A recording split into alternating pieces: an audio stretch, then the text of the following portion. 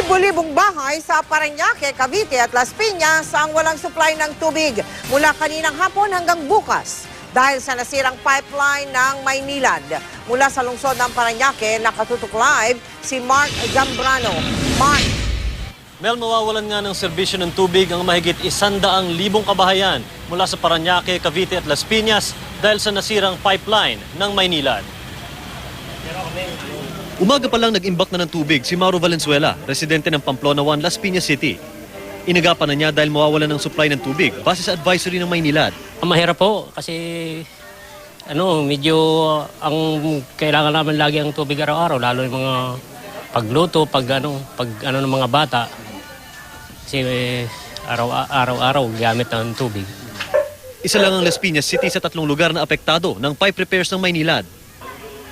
Mula 1:00 ng hapon kanina hanggang 9:00 ng umaga bukas, aasa muna sa rasyong tubig ang mga customer ng Maynilad Water sa ilang bahagi ng Parañaque, Las Piñas at Cavite. Nagkaroon kasi ng leak ang dalawang bahagi ng 1,400mm primary line ng Maynilad sa Coastal Road na nagdadala ng tubig sa mga lugar na ito. Kaya abala ngayon ng mga kawani ng Maynilad sa pagkukumpuni nito.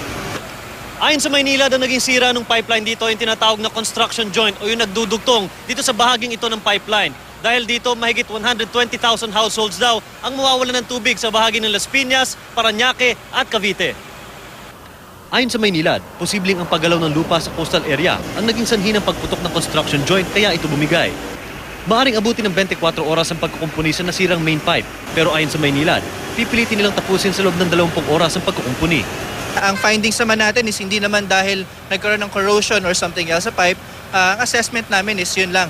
For this instance lang, siguro dahil nga sa mga movement, dahil nga malapit tayo sa may tollway mismo, so possibly yun yung reason na tinitingnan natin.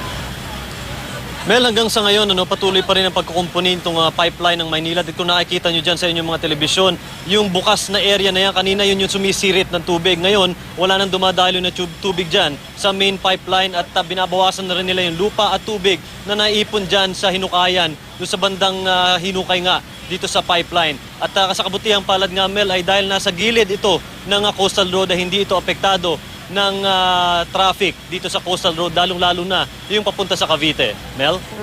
Maraming salamat sa iyo, Mark Zambrano.